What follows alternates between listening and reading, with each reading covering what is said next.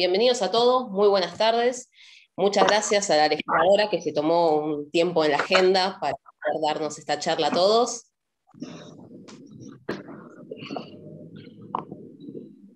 Bueno, quisiera preguntarle a la legisladora algo, no sé si quiere decir algo antes que yo empiece a preguntarle, a indagarla con preguntas. Sí, bueno, buenas tardes a todos y a todas. Pedirles disculpas por la demora.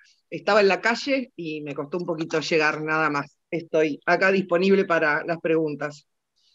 Perfecto. Bueno, voy a hacer una pregunta teniendo en cuenta su trayectoria como legisladora desde el 2013, que tuvo que lidiar con el oficialismo en Cava. El oficialismo también nació en Cava cuando tocó. Muchas veces el consenso debe ser difícil, teniendo en cuenta que son mayoría y que aprobar una ley es más fácil para ellos. Le quería consultar si tiene algo rescatable que se haya hecho en el gobierno oficialista en Cava.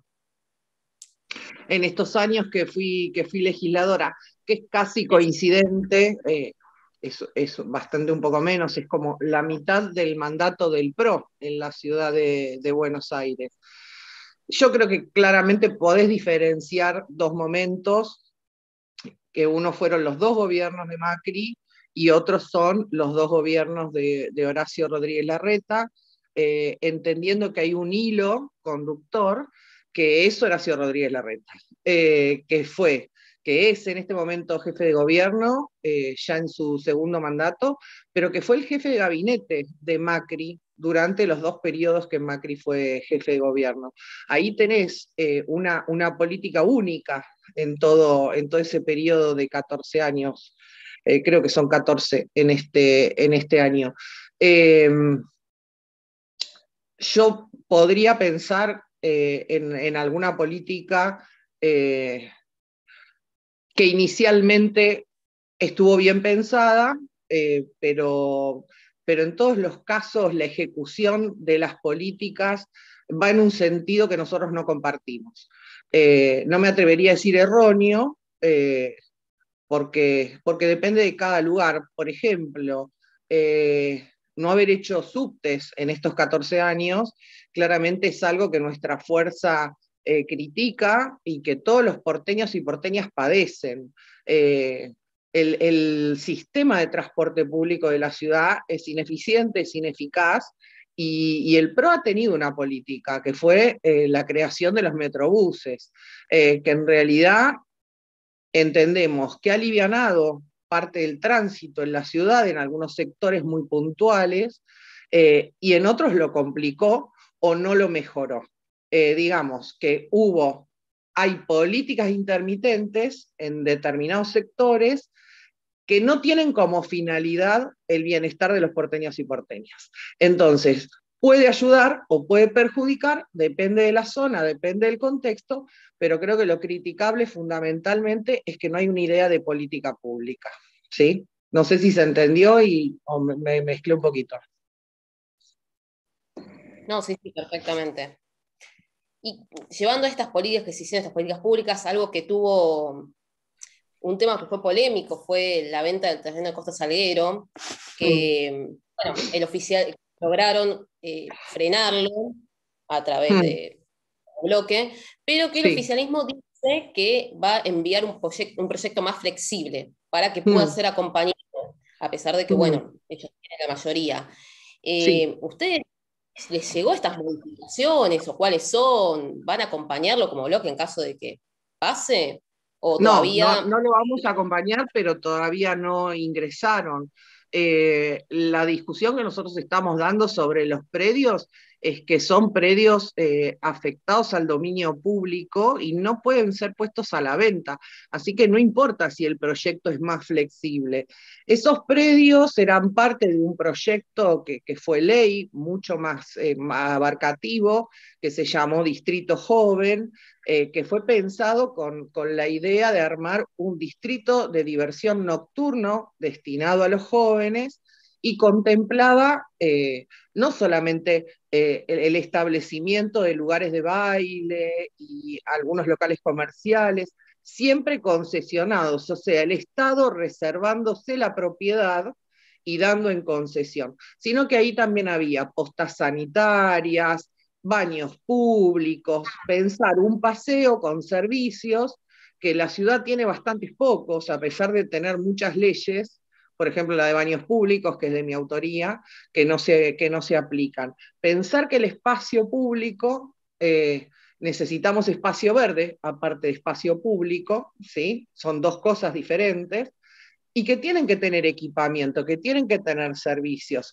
Nosotros somos una metrópoli, necesitamos la mesita con las sillitas, el bar, eh, en el caso de los bares en plazas, por ejemplo, no se puede expender bebida alcohólica, pero tenés un montón de otras posibilidades y tener el acceso a sanitarios, a un lugar donde tomar agua y no tener que pagar, donde poder ir al baño y no tener que pagar, es parte del servicio que tiene que brindar el Estado al esparcimiento de la población.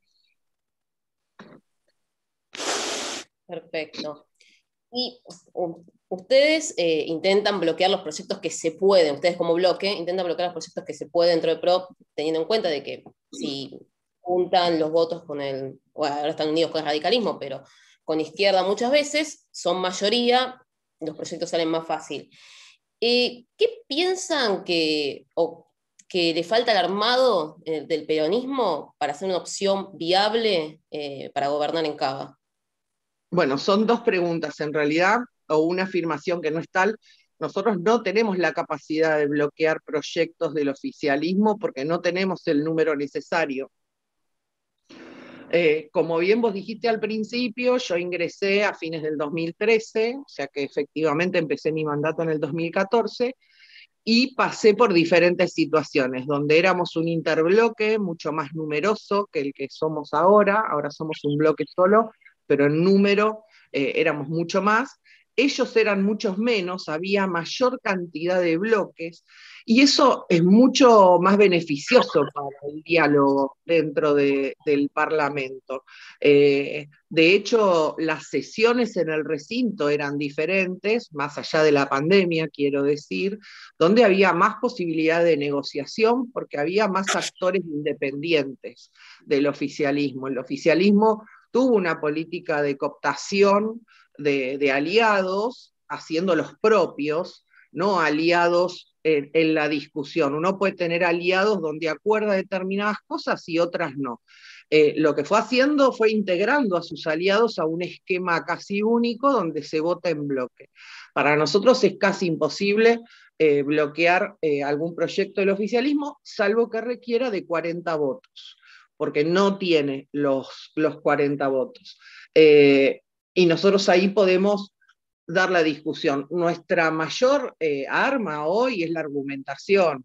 Y en general, cuando los oficialismos tienen este número tan superior, la argumentación, salvo que sea muy pública y que esté en la tapa de los diarios, pasa absolutamente desapercibida. Y bueno, ya todos más o menos sabemos que casi nada de lo que pasa en la ciudad de Buenos Aires que tenga que ver con iniciativas del gobierno de Horacio Rodríguez Larreta es tapa de ningún medio masivo. Esto es más que claro. Lo de Costa Salguero se pudo hacer más público porque hubo colectivos independientes que apoyaron la pelea, porque fue un escándalo en la justicia, porque está parado por la justicia, y porque nosotros iniciamos una estrategia que tiene que ver con la juntada de firmas para llevar adelante una iniciativa popular, que en eso estamos.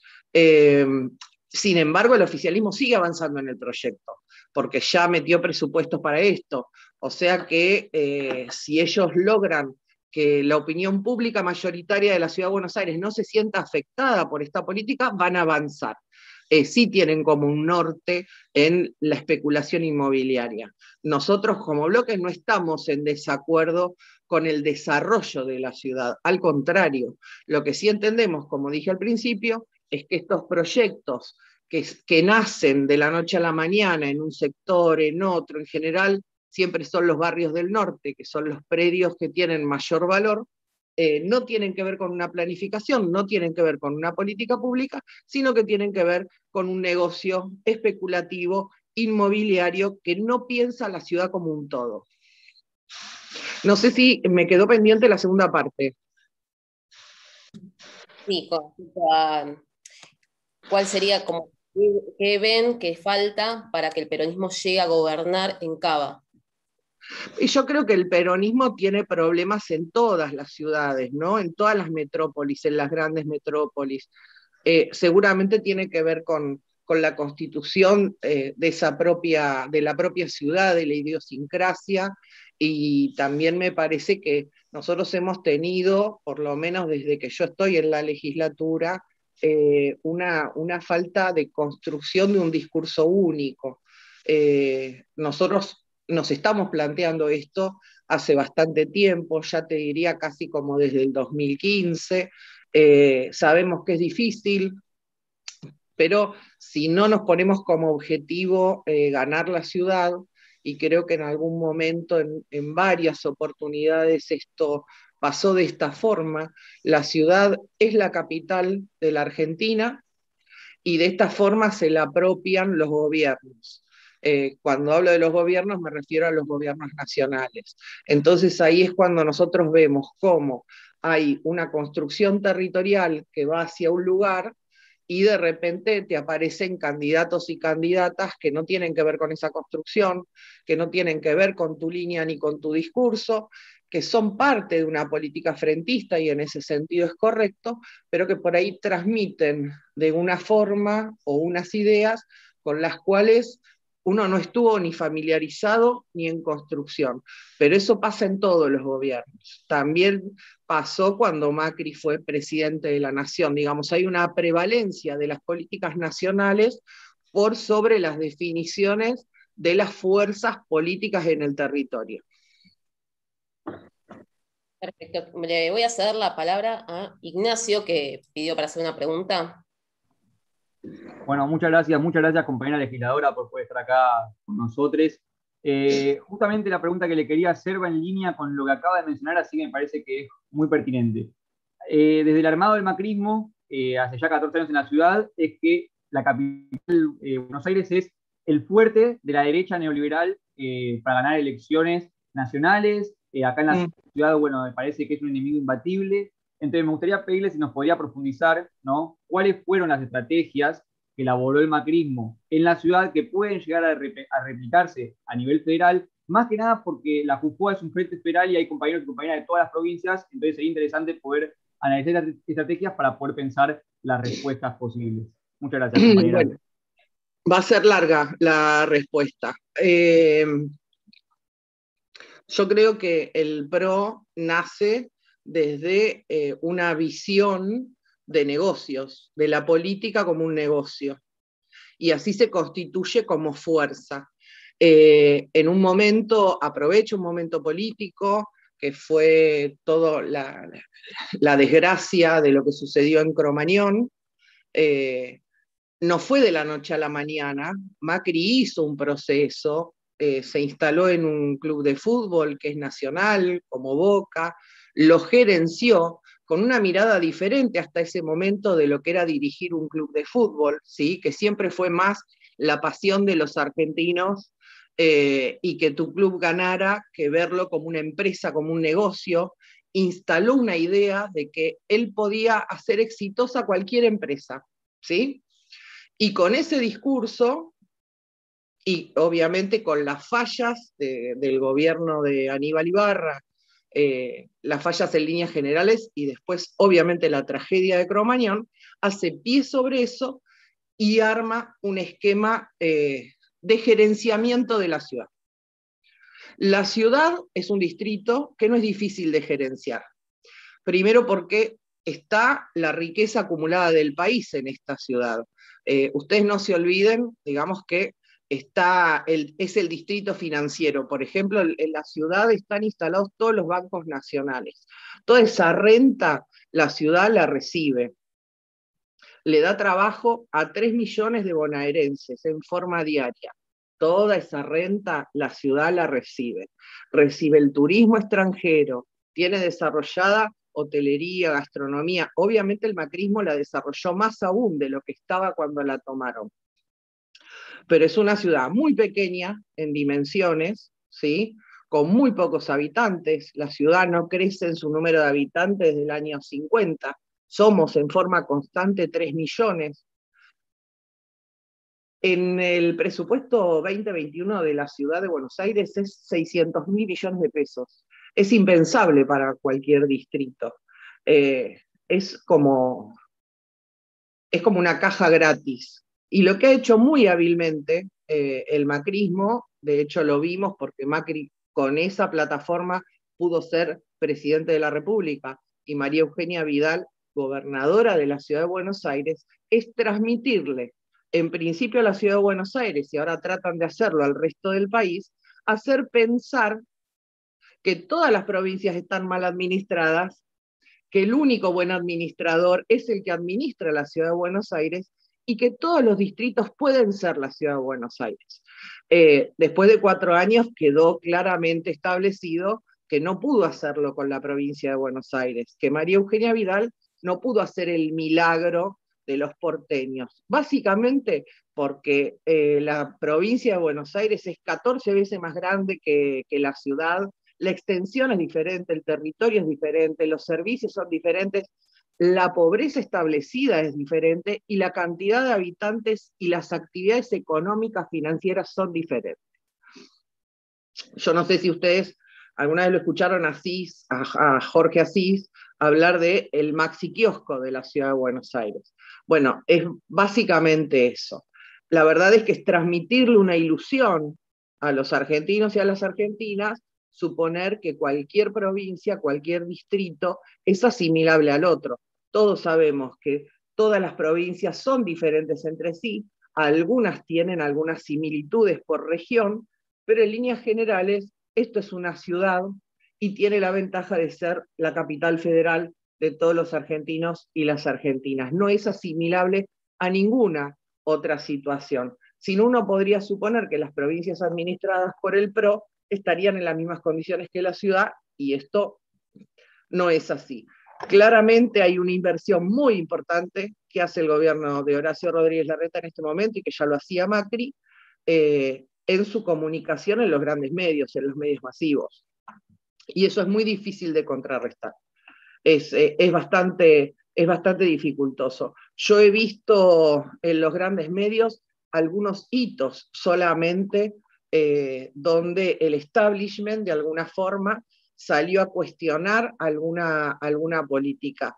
El primero fue por la venta de un terreno, que es un terreno nacional.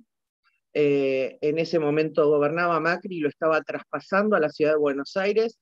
Es un terreno en pleno Palermo, frente a una de las torres más caras de la ciudad de Buenos Aires, donde viven muchos deportistas famosos, muchos periodistas famosos, y fue el único momento en que fue un escándalo en algunos programas de política, y se expuso de alguna forma esta política de vendemos todos los predios que hay en la ciudad de Buenos Aires del Estado, porque no querían que les construyeran una torre y les impidieran la vista al río. O sea que solamente cuando se tocaron los intereses de la gente más rica de Buenos Aires hubo alguna exposición mediática. Si no, en general, las cosas no se saben, ni en Buenos Aires ni en ninguna otra provincia, de lo que está pasando acá.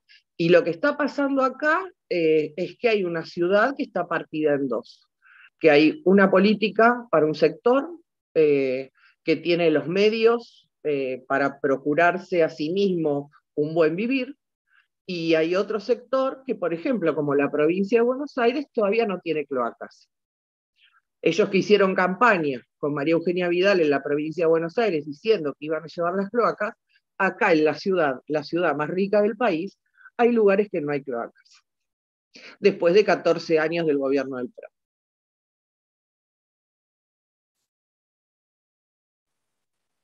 Perfecto. Hay un compañero que también quiere hacer una pregunta, así que le paso la palabra a Renzo. Hola, legisladora, buenas tardes, muchas gracias. Hola. Yo soy de Pergamino, provincia de Buenos Aires.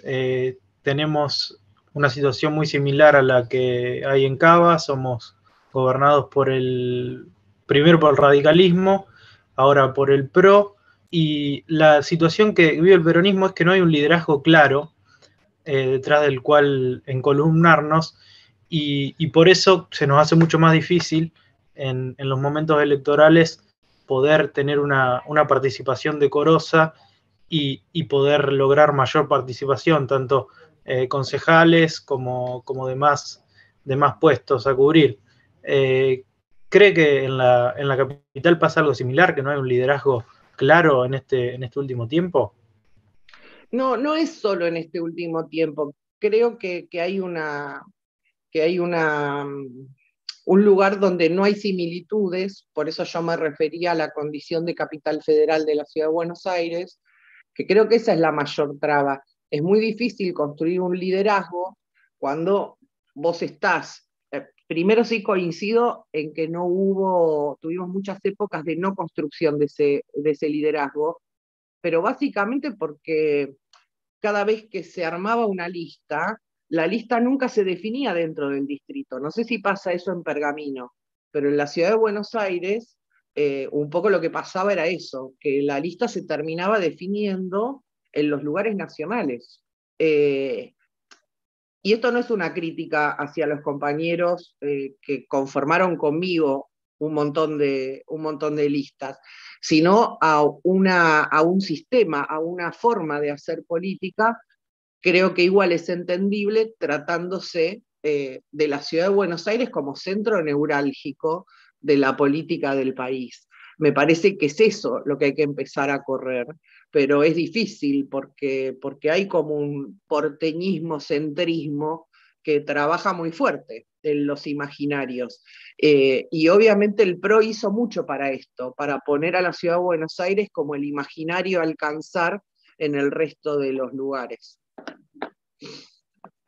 Sí creo básicamente que nunca hay que dejar de tratar de construir esas referencias.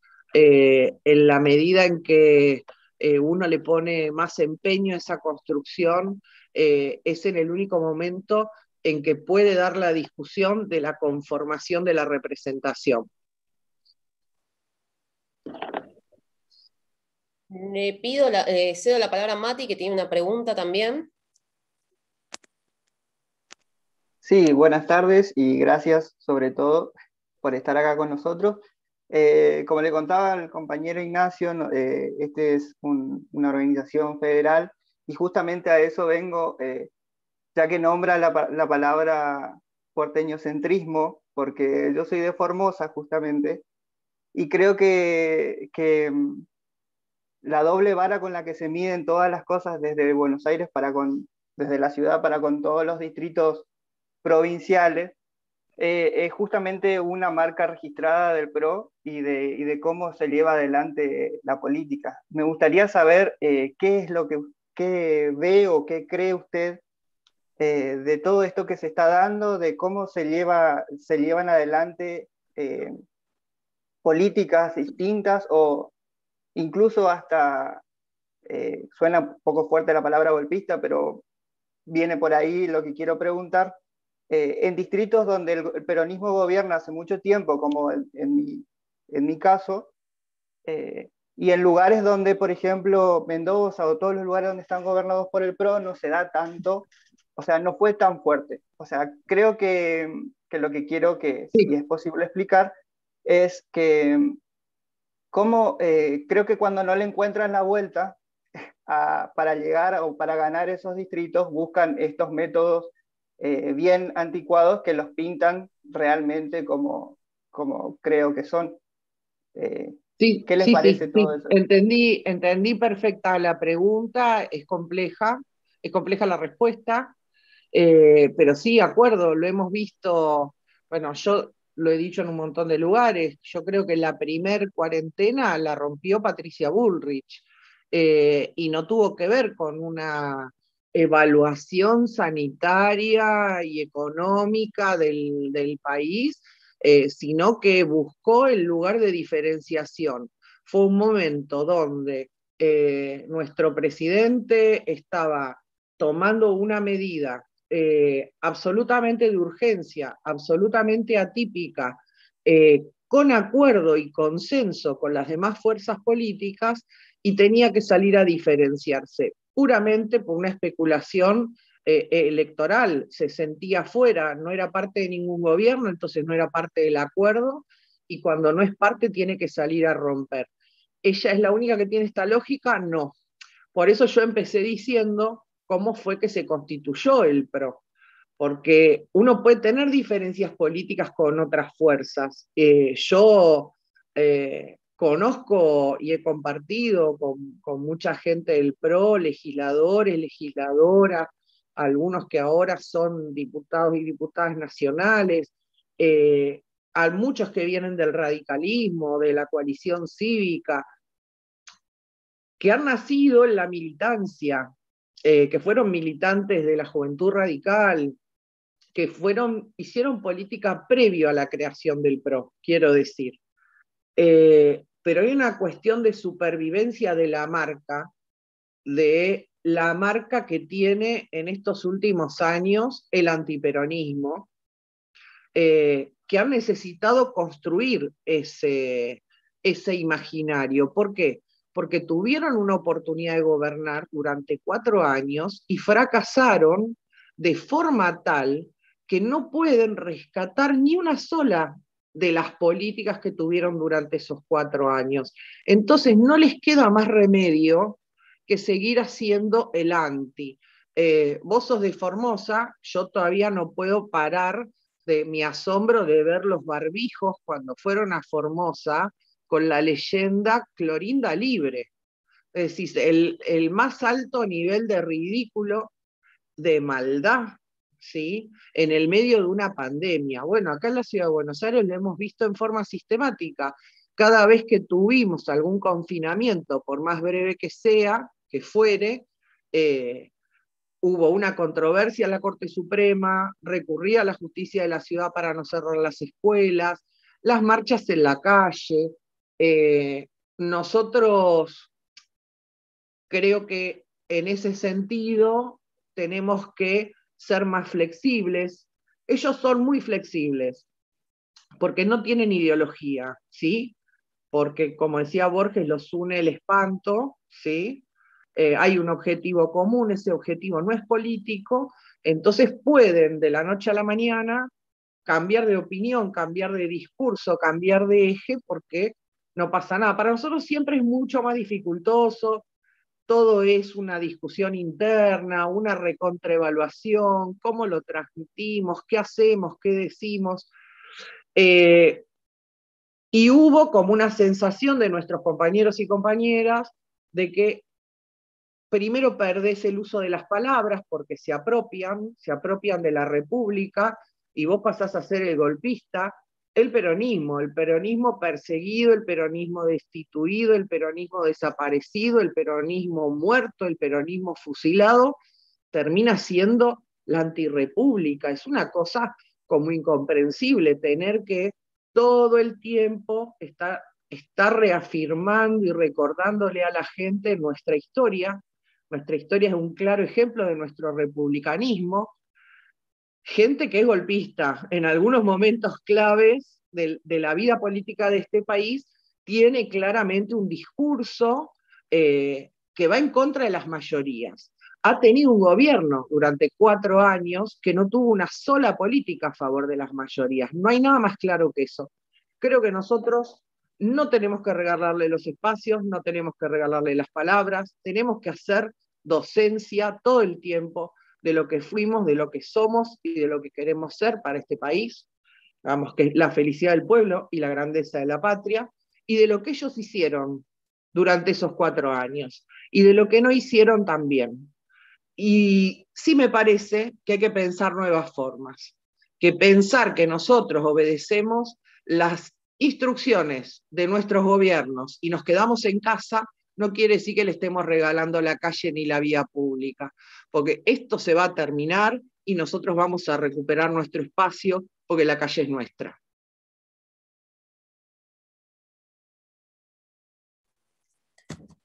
Bueno, yo tenía una pregunta más orientada quizás a educación, viniendo de lo que decía de la pandemia. siempre, a principio de año, fines de año y principio de año, en la legislatura, por lo menos en la Comisión de Educación, un tema que se discute mucho son el tema de las vacantes, que siempre hay falta de... Este año, bueno, por ser un año particular, tuvo menos injerencia que otros años, pero no dejó de ser el tema de las escuelas, se pararon obras, de hecho hace poco se cerró un centro de desarrollo de primera infancia. La ministra les propuso trabajar en conjunto algún tipo de solución, una medida para paliar lo que pasó en la pandemia, cómo van a resolver el tema de vacantes para el año que viene, teniendo en cuenta de que varias obras se pararon y que varios colegios cerraron. No, no fue un centro de primera infancia, lo que cerró fue un jardín de niños, un lugar para bebés que está dentro de un hospital público, que encima fue inaugurado por el gremio de los municipales, fue construido por el gremio municipal. Es anterior a la existencia del PRO. No, yo particularmente tuve un par de reuniones a principio de la pandemia con el que en ese momento ocupaba la cartera porque la ministra estaba con licencia por maternidad.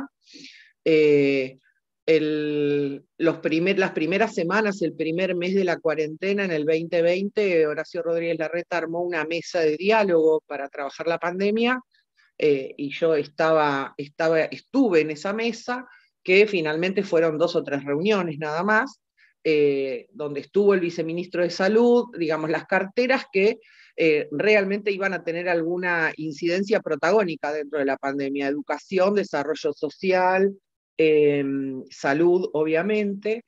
La verdad es que pudimos transmitirle algunas de nuestras preocupaciones al ministro de ese momento, creo que se llamaba Bullrich, pero otro Bullrich,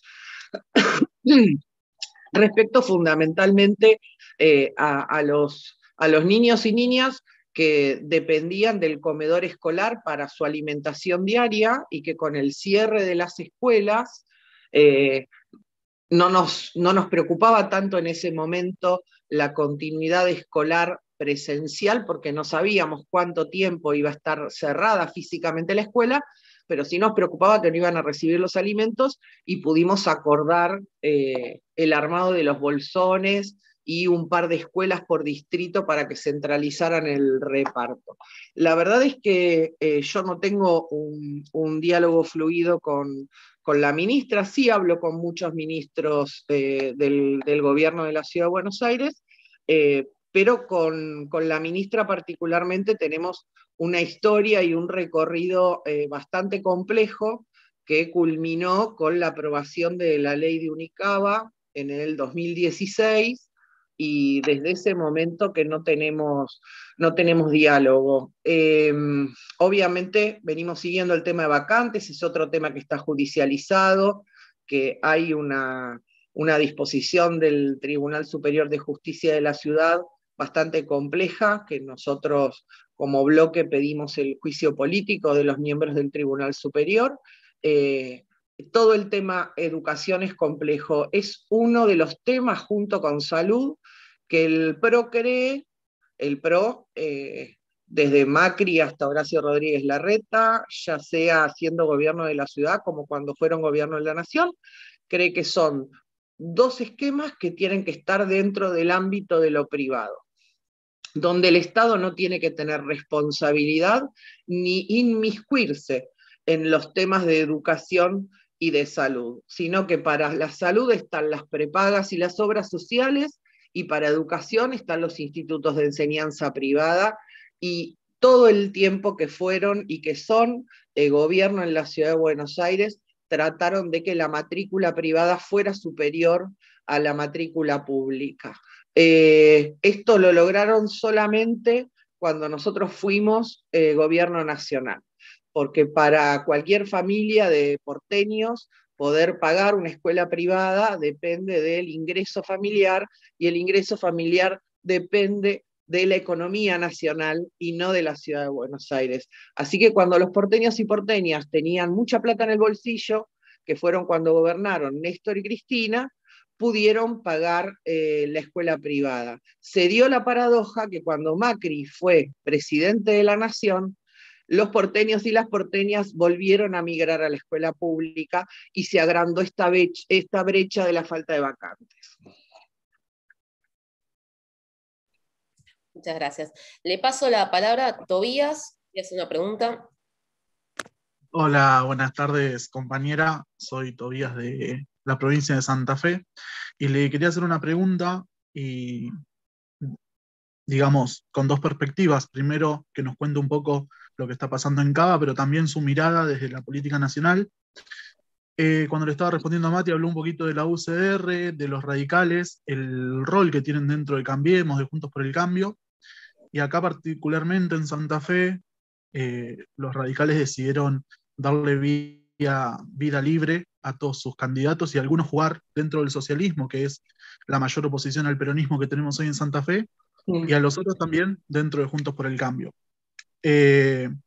Siempre esto se da dentro de las legislaturas porque son los legisladores santafesinos los que empiezan con el armado político, los que empiezan con estas discusiones. ¿Cómo se está viendo desde Cava el rol de los radicales dentro de Juntos por el Cambio? ¿Y cómo ve usted que el radicalismo va a jugar dentro a nivel nacional? Bueno, el radicalismo tuvo un solo momento de posibilidad de discusión.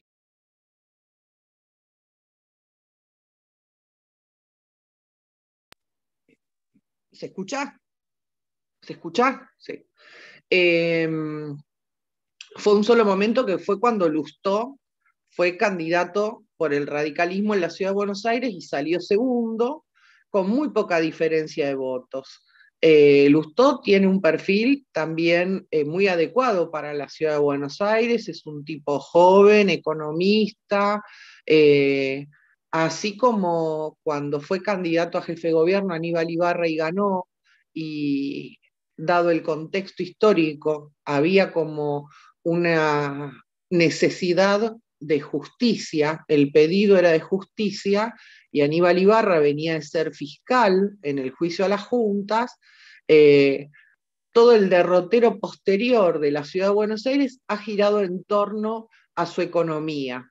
Entonces tiene bastante lógica, digamos, que se han votado gerenciadores, el caso de Macri, el caso de Rodríguez Larreta, y cuando tuvo su oportunidad, Lustó, pasó lo mismo. Un economista, venía de ser también ministro de Economía, entonces tenía como las credenciales necesarias para ser jefe de gobierno de la Ciudad de Buenos Aires. Después él hace un proceso completamente sorprendente, después es embajador de Macri, y después se suma de alguna forma desde una identidad propia como la UCR, pero al esquema de Cambiemos, del PRO, Vamos Juntos, ya no sé bien cómo se llaman, pero en la legislatura forman un bloque único, aunque tengan alguna diferenciación. Esa diferenciación a la hora de votar no está. Puede estar en algún discurso, pero a la hora de votar no está. Como tampoco está la diferenciación con los dos socialistas que forman parte de la legislatura y también están integrados en Juntos por el Cambio. De hecho, Roy Cortina, el legislador, encabezó la lista de legisladores de Juntos por el Cambio. Y la diferenciación discursiva entre el recinto también es bastante pobre. Lo que todos suponemos es que hubo algún acuerdo donde o irán a las PASO para establecer las candidaturas, o hay alguna expectativa, entendemos nosotros, de Martín Lustó de ser como bendecido por el PRO para ser el candidato. Algunos de nosotros creemos que eso no va a pasar nunca.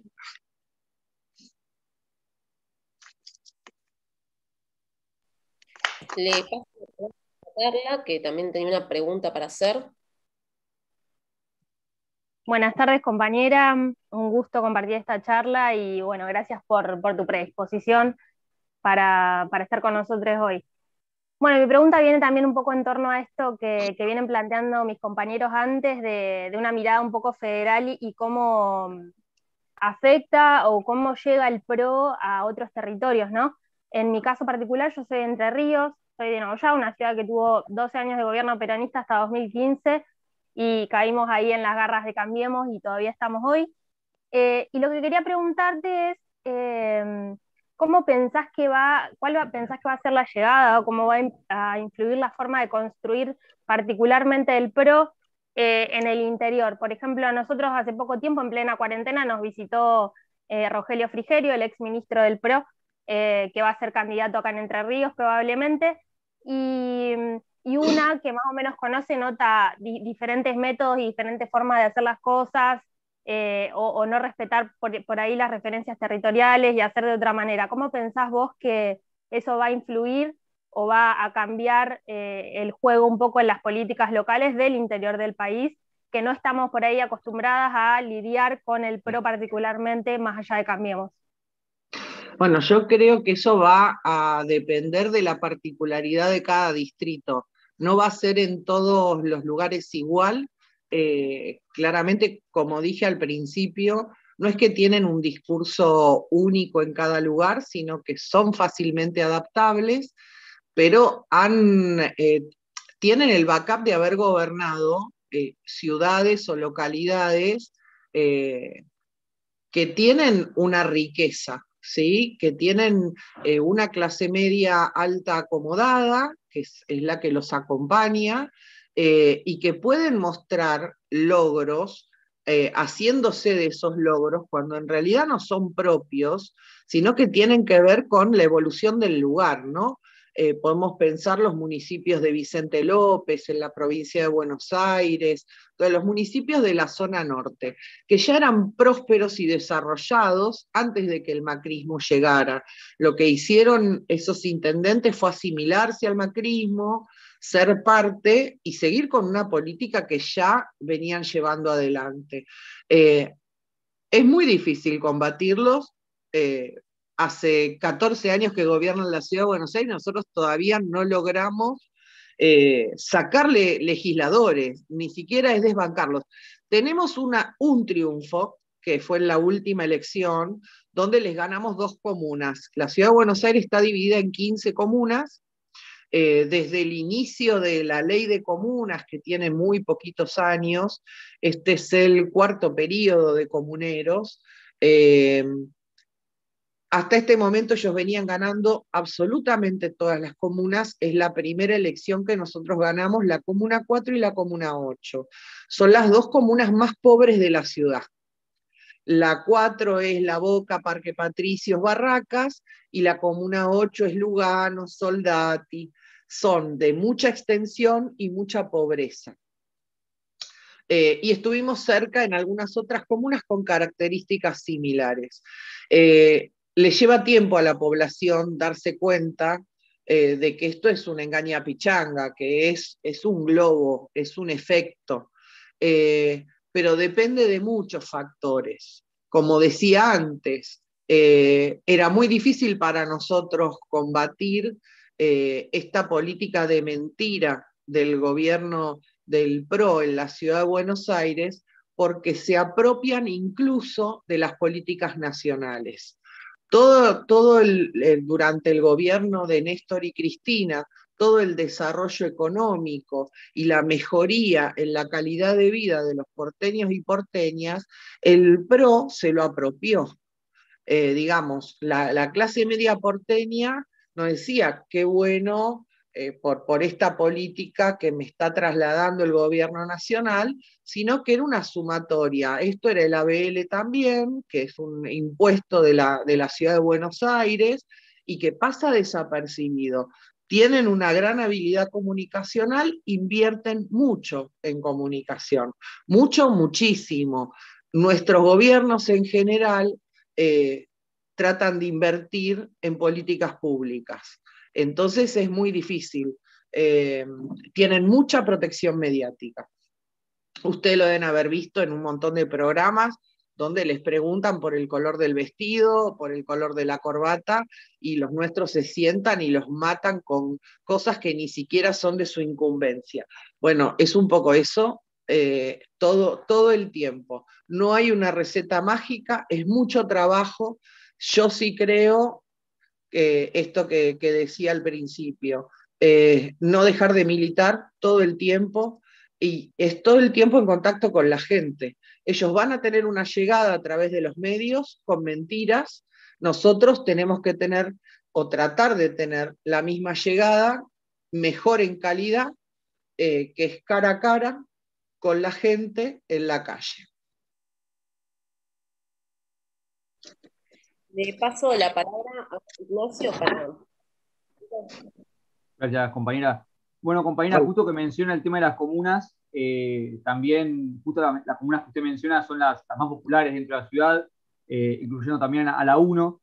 Y en esa línea existe una cuestión que es un fenómeno que me gustaría preguntarle qué es lo que usted opina o cómo lo ve, y es el surgimiento de derechas populares. Es decir, el sujeto político al cual estaba destinado a la derecha históricamente fue la clase media y la clase también, la clase alta. Hoy en día, cuando uno camina el barrio, cuando uno está con los vecinos y vecinas, se encuentra que hay un nuevo sujeto político, que es esta clase trabajadora, clase baja, clase empobrecida, la clase que más sufre las políticas neoliberales, que aún así vota en contra de su bolsillo en las elecciones. Entonces, Sí. me gustaría preguntarle qué es lo que usted opina, cómo lo analiza, cómo lo ve acá en Cava y también cómo lo puede ver a nivel federal. Gracias. Sí, yo lo he visto en varias de nuestras campañas, mucho más intensificado en el 2015, en el 2017. Yo creo que existió siempre, lo que no tenían era la representación, y que el PRO va por esa representación, especialmente ahora que la perdió. El PRO en la ciudad trabajó muchísimo sobre los barrios populares y sobre las villas, siempre con una base que no es real en el tiempo. Por eso yo hablaba de la militancia territorial, ¿sí? Con esquemas comprados, esquemas prefabricados, con mucha plata. Digo, lo que garantiza la ciudad de Buenos Aires es un esquema de financiamiento de la política muy importante. Y cuando vos gobernás las ciudades más ricas, tenés más plata para hacer eso. Y eso en la ciudad de Buenos Aires fue la captación de compañeros y compañeras, en algunos casos, muchos provenientes del campo nacional y popular, desengañados o desilusionados de la falta de perspectiva, de la no salida, muchos otros parecidos a la constitución del PRO, en esto que yo decía de gente que se mete en la política para hacer negocios. Bueno, en los barrios populares también hay muchos vecinos y vecinas que se meten en la política como una forma de negocio. En la ciudad esto ha tenido algunas consecuencias que son muy complejas, que es el armado de bandas, porque una vez que vos le das el manejo a un sector que no proviene de la política, que no tiene interés en hacer política, sino que ve a la política como un negocio, ese negocio dispara otros negocios, ¿sí? Y después es incontrolable por la política misma. Por las agrupaciones, por el Estado, y es ahí donde devienen después los conflictos, que los vemos en la tele, enfrentamiento entre sectores, es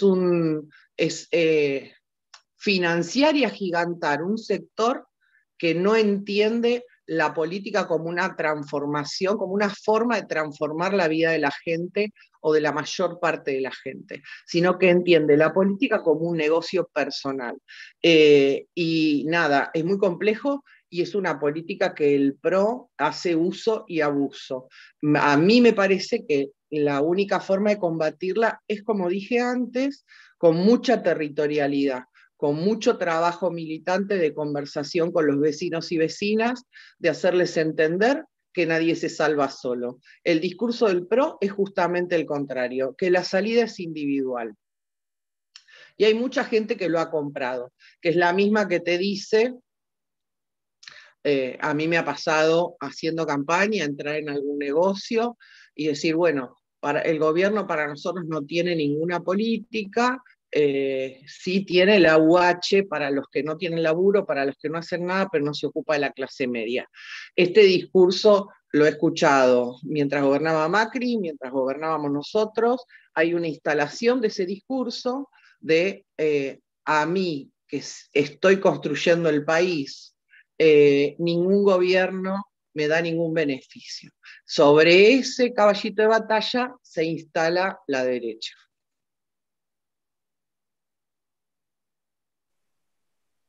Bueno, Renzo me pide la palabra antes de que yo siga. Legisladora, una pregunta que no tiene nada que ver con el tema que estamos hablando. En estos últimos días salió una noticia de que por paritaria se aumentaron los sueldos en el Congreso de un 40%, y eso fue, bueno, tema de discusión, porque si los legisladores formaban parte de ese aumento o no formaban parte. Y bueno, es un tema que la derecha últimamente está sacando a traslucir mucho, que es el tema sueldos de los políticos, si deberían ganar menos, si no deberían tener los aumentos que le corresponden, la cantidad de asesores que tienen. ¿Qué opina de ese tema? Bueno, que como todo se usa electoralmente y es un fantasma que se agita frente a la población y sobre el que hay que tener un discurso que en mi criterio personal no se está teniendo el discurso correcto. Si bien puede ser cierto que esos salarios estaban atrasados y son los más bajos de la región, y que la incidencia presupuestaria de la cantidad de asesores que tiene cada diputado es prácticamente nula. Yo no conozco mucho de la Cámara de Diputados Nacionales, pero por lo que me dicen algunos compañeros y compañeras, tienen 2 o 3 asesores nada más. Eso es nada para gestionar una legislación. Uno puede plantearlo. Yo siempre creo que hay que hablar con la verdad, que es otra cosa que nos diferencia del PRO, de Cambiemos y Vamos Juntos. Ahora, suponer que este es un punto de fricción con nuestro electorado es no conocer al PRO. Si este no fuera un punto de fricción, habría otro punto de fricción, porque se dedican a eso. Nosotros lo estamos viendo con la política de vacunas. Al principio, las vacunas eran veneno. Le hicieron una denuncia penal a Alberto, porque quería envenenar a la población. Después no había suficientes vacunas. Después tenía que ser la Pfizer. Y como le dijo una periodista el otro día, Patricia Bullrich, si hubiéramos contratado a la Pfizer, que vale $10 más que AstraZeneca, nos hubieran denunciado por comprar con sobreprecio. Ellos van persiguiendo nuestros errores, o si no son errores, lo que ellos creen les sirve para diferenciarse y para pegarnos con eso. Yo no sé si se dio de verdad ese 40% de aumento. Entiendo que está enmarcado en el aumento que se acordó en toda la función pública, que es un aumento escalonado y que llega al 35% al final del año, pero si no fuera así, y de verdad se aumentaron los sueldos un 40%, creo que en el contexto en el que estamos, donde otros servicios que son esenciales, como los médicos, los enfermeros, los docentes, no están teniendo ese mismo nivel de aumento salarial, aunque el nivel de incidencia dentro del presupuesto nacional no es el mismo y deberían haberse excusado. Es cierto que yo recuerdo, por ejemplo, cuando fue la discusión, cuando asumió Macri respecto al Parlasur, que 2 diputados del Parlasur, del PRO, uno el prófugo, Pepín Rodríguez Simón, y otra de la coalición cívica, que no me acuerdo ahora el nombre, pero que era la esposa en ese momento de un señor multimillonario de Santa Cruz, planteaban que el Parlasur no servía para nada y que los diputados del Parlasur tenían que ser ad honorem. Es verdad que eran dos personas que tenían la posibilidad de trabajar ad honorem porque tenían otros ingresos, ¿sí? Y me parece que esto también hay que... Sí, Mariana Subic, gracias Carla. Esto también hay que plantearlo.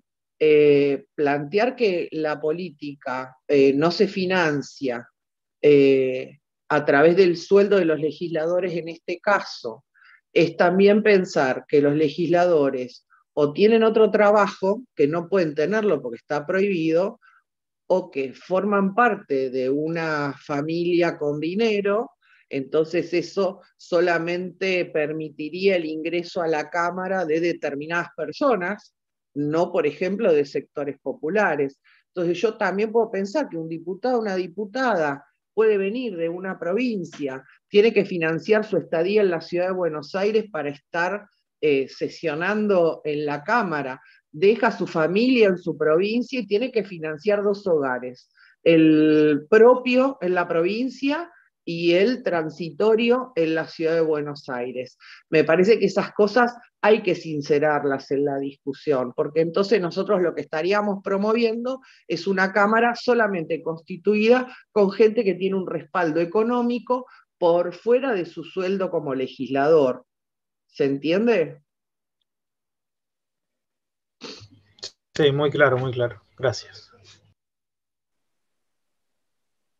Bueno, ahora quisiera preguntarle más orientado a lo técnico de la legislatura. Como he comentado a los compañeros, somos de distintas partes, algunos de Cava, algunos de distintas partes del país, y dentro de eso, hay unas comisiones es función pública. Dentro de esa comisión tenemos el rol de hacer una escuela de gobierno, estar formándonos constantemente.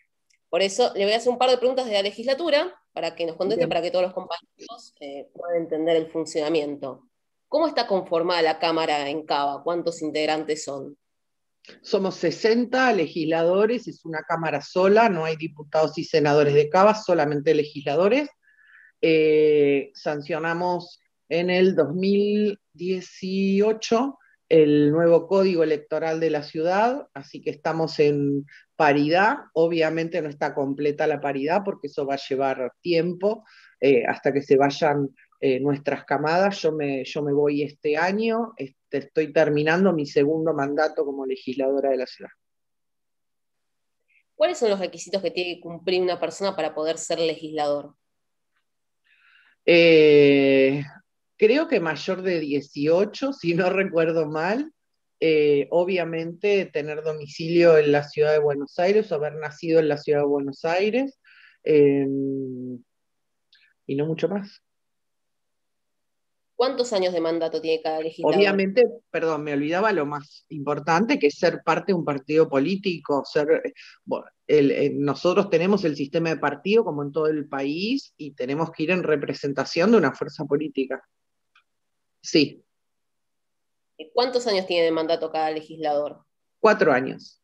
4 años con posibilidad de una sola reelección, o sea que en total podés hacer 8 años, y si querés volver a postularte tenés que esperar un periodo completo, o sea, 4 años más.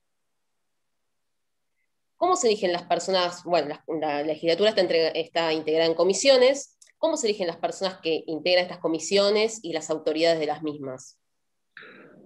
Bueno, eso forma parte del diálogo entre las fuerzas. Hay mucho también de la impronta personal de cada uno, de la historia de cada uno, del lugar de pertenencia, de cuántos votos haya sacado su coalición. Desde que yo ingresé en la legislatura, la vicepresidencia primera, que es la máxima autoridad de la legislatura, siempre fue del PRO, y la vicesegunda siempre fue nuestra en cualquiera de los esquemas en los que hubiéramos estado. Yo entré como Frente para la Victoria, por ejemplo. Por ahora se ha mantenido de esta forma. A pesar de haber habido bloques diferentes, interbloques diferentes, siempre fue como, bueno, las dos fuerzas mayoritarias, el PRO y el peronismo, en diferentes alianzas.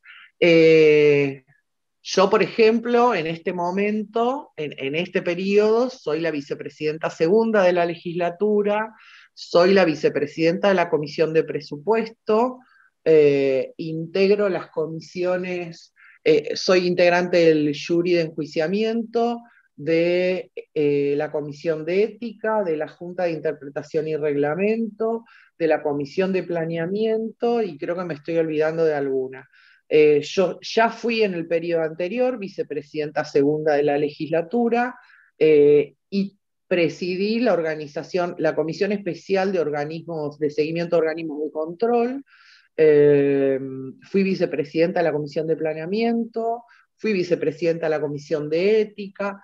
Va variando, la composición de las comisiones y sus presidencias varían cada 2 años.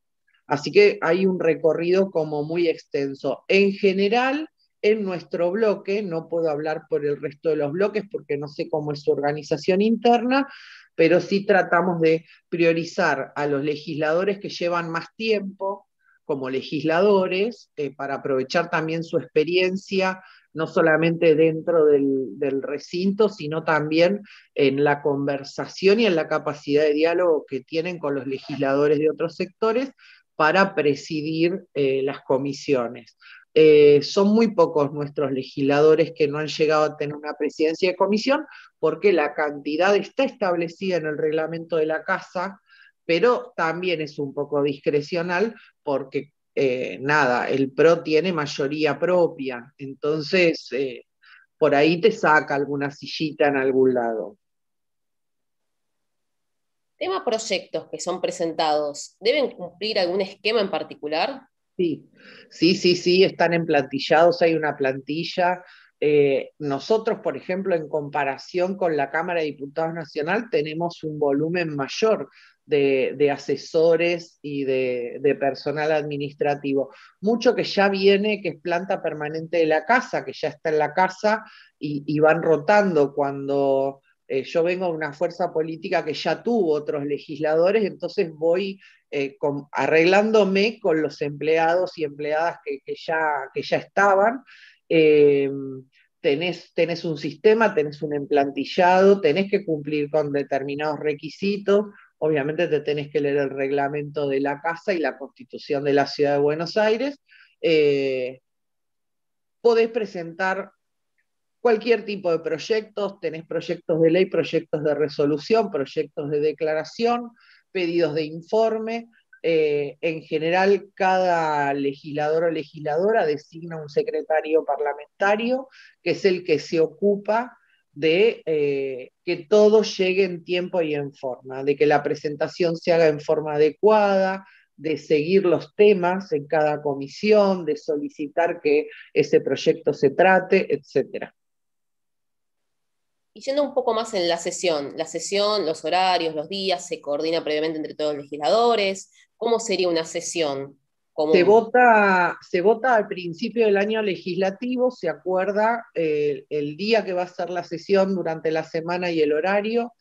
Por suerte, desde que yo ingresé, ya ingresé con el horario femenino. Yo le dije femenino. Antes la legislatura tenía una tradición de nocturnidad. Por ahí estaba acordado que las sesiones empezaban a las 2 de la tarde y en realidad empezaban como a las 6, 7, después de toda una discusión entre los legisladores sobre los temas, sobre los proyectos por fuera del ámbito del recinto, para llegar con todo ya más o menos acordado, y la sesión duraba hasta altas horas de la noche, incluso a la madrugada. Y en un momento, que yo desconozco cuándo fue, pero fue anterior a mi ingreso, se acordó en favor de las compañeras legisladoras un horario razonable, y ahora la sesión, desde que yo ingresé, o sea, hace 7 años, casi 8, se realiza los jueves y comienza, o está llamada a comenzar a las 11 de la mañana, en general empieza a las 12. Yendo un poco al rol de los secretarios parlamentarios, ellos son como la mano derecha, digamos, de los legisladores. Sí. ¿Cuál implicaría su rol? No, hacen muchísimas cosas. Yo, la verdad, tuve mucha suerte con mis secretarios parlamentarios. Mi primer secretaria parlamentaria fue Analía Romeo, que venía de ser secretaria parlamentaria de otro diputado. la reemplazó Andrés Eliseche hasta hace poquito, hace un par de meses, y ahora mi secretario parlamentario se llama Sebastián, que también es muy bueno, y la verdad es que hacen de todo, porque no solamente se encargan, por lo menos en mi caso, no puedo hablar por el rol que acuerdan otros diputados y diputadas con sus parlamentarios. En mi caso son compañeros que conocen la casa. Andrés, antes de ser mi parlamentario, fue director de la Comisión de Consumidores, fue miembro de la Comisión de Presupuesto. Sebastián fue parlamentario de otro legislador que fue compañero en mi primer mandato, Gabriel Fuchs, que hoy es funcionario del Ministerio de Seguridad de la Nación. Analía, como ya dije, fue también parlamentaria durante 4 años, otro diputado. Entonces, conocen el funcionamiento de la casa. Para mí, que yo llegué, nunca había pisado 2 o 3 veces la legislatura nada más. Muchas veces conocen a la mayoría de los parlamentarios, conocen las comisiones permanentes, conocen a los empleados que vienen hace años en la casa, y muchas veces conocen a los diputados y a las diputadas. Entonces, funcionan como de puente, ¿sí? Pueden arreglar alguna reunión o acordar incluso cambios en el texto de un proyecto con otros parlamentarios o con otros diputados. Y nada, yo tengo que agradecer muchísimo el acompañamiento de mis parlamentarios, porque no hubiera sido lo mismo mi desempeño en la legislatura sin ellos.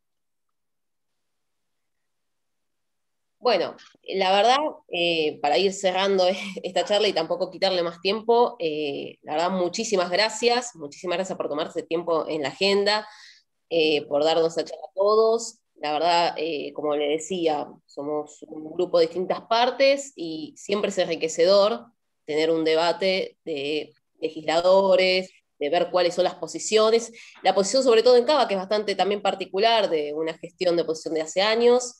Así que, por mi parte, le quiero decir muchas gracias, parte de los compañeros también, que seguro ahora entienden de otra manera cómo se maneja la legislatura. No, muchísimas gracias a ustedes por recibirme, por invitarme. Cuando quieran, lo hacemos de vuelta. Por ahí estaría, yo sé que el Zoom es una buena forma de estar cerca cuando estamos tan lejos, pero por ahí estaría bien hacer un esquema de más ida y vuelta, ¿no? Más que ustedes me pregunten a mí, también escuchar la idea que tienen ustedes de las cosas, porque yo logré transmitirle las mías, pero para la próxima me gustaría escucharlos a ustedes. Por supuesto, nos encantaría coordinar nuevamente y que nos escuche todo lo que tenemos planificado y pensado y todo. Dale, perfecto. Pero bueno, muchísimas gracias, legisladora. Chao, gracias.